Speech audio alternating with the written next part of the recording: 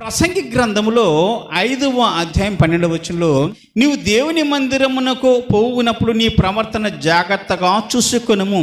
బుద్ధిహీనులు బలి అర్పించుట కంటే సమీపించి ఆలకించుట శ్రేష్టమంట. సమీపించి ఆలకించుట శ్రేష్టము. ఏం ఆలకించాలా మనము? దేవుడు చెప్పే మాటను ఆలకించటము ఎంతో శ్రేష్టము.